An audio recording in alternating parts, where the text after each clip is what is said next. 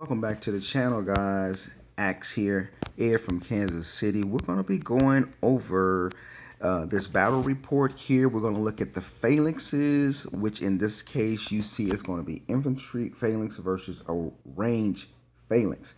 And we're going to talk about that. We're going to go over the actual scrimmage of it, or the actual footage of it, and we'll get into that, and we'll talk about the importance of familiars. Now, this is a very lopsided thing, but I want to get right into the battle. So let's get into the battle. Let's take a look at the damages familiars do, and let's take a look at all the things in there. So let's get into this right now. So here we go, guys. Infantry phalanx versus a range phalanx. I will hide that out the way for you guys.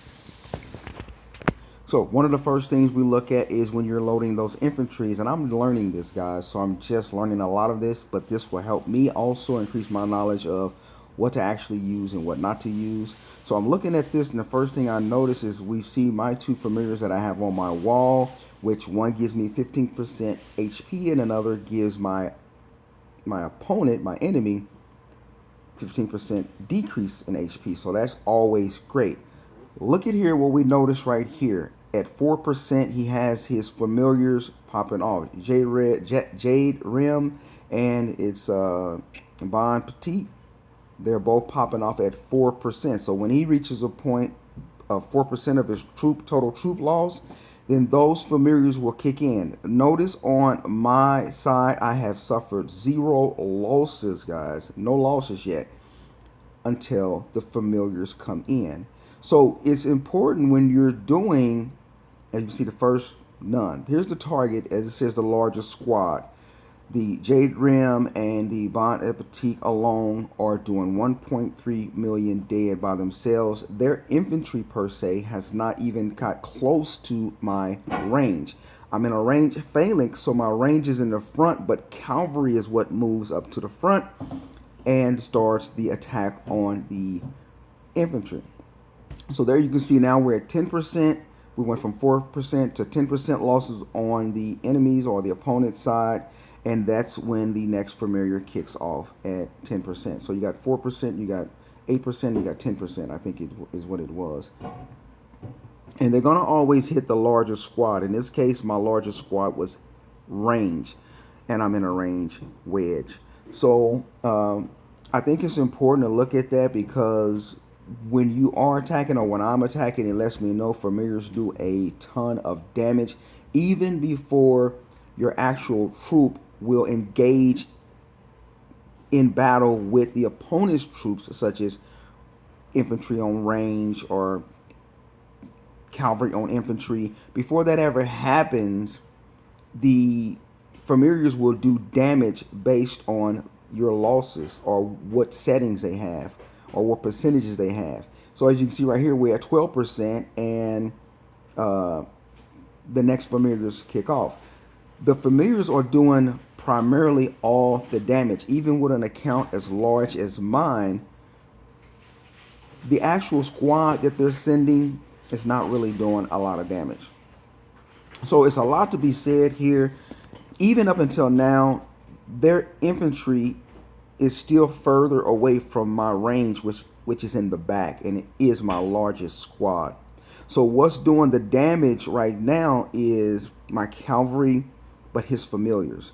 And as you can see right there, they're at 400% with this hit here, guys, or with when they're about to hit. When they hit with this familiar hits, the grimming gremlin hits at 400% with the stacking familiar, 400% damage.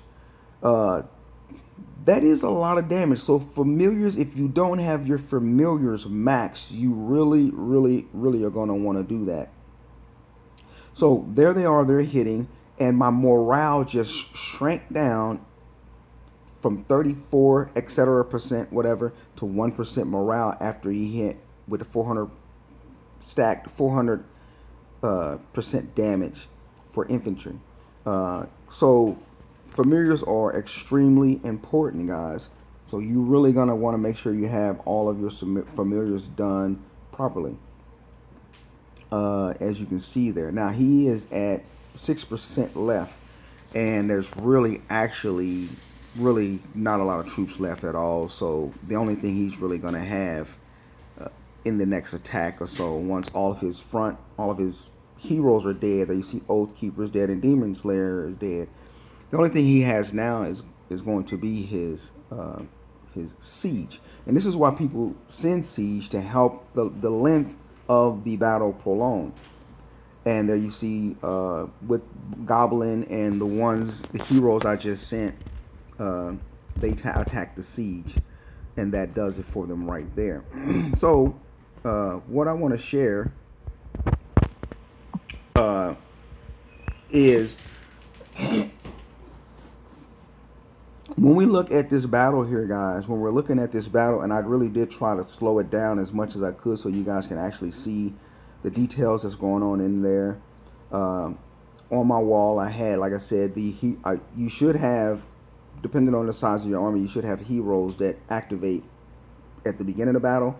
But what we want to look at here is, and I'll pause here in a second, he's in an infantry phalanx, and he is in I'm in a range wedge. I have 0 losses, guys, before we ever engage. It's going to take him, while he's losing primarily right now, he's losing from range hitting him and siege hitting him. That's where his losses have come from before we engage, because right now our troops have not met each other on the front line. So he's lost from his range, from my range, and from my siege. As a result of the 4% drop, his J-Rim and his Bon Appetit come out, and they do the first damage targeting my largest squad, which is range right there, and they cause 1.3 etc. of damage dead right there. Next was 8%.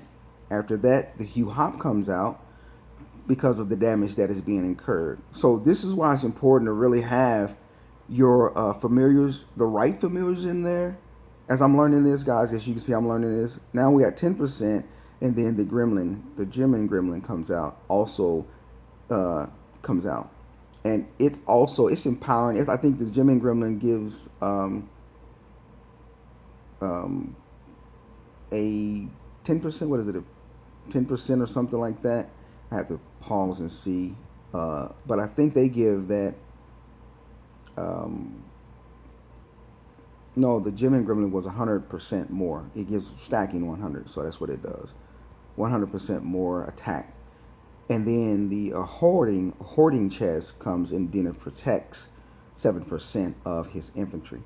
So I'm going to pause here because I want you guys to kind of see something, because this is important when people are actually targeting or rallying big players. This is something I really didn't know, that their familiars were actually what was doing the damage. I always wondered, how do players know how much damage familiars were doing? I kind of put in this video, a lot of times I kind of put in there so you guys can see it, the numbers that are associated with familiar activation, such as at 4%, the Bon Appetit will do 600% damage to the enemy, my largest squad, based off the initial infantry attack, and so forth. So all of these little small details are important when we decide to attack a certain player, because even though we may lose our troops, we still will do damage to the largest squad. And as you notice in here, my largest squad is constantly highlighted, as you see right there.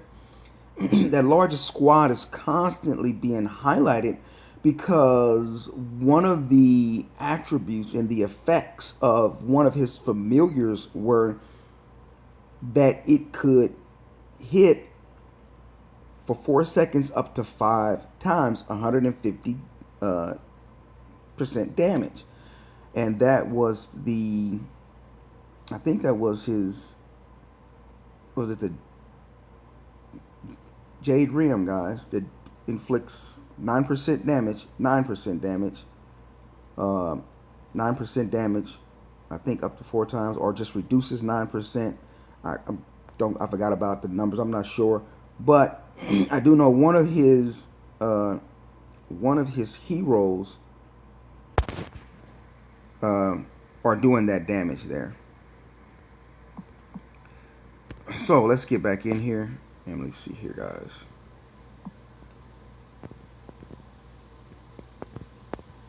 Let me get back in here.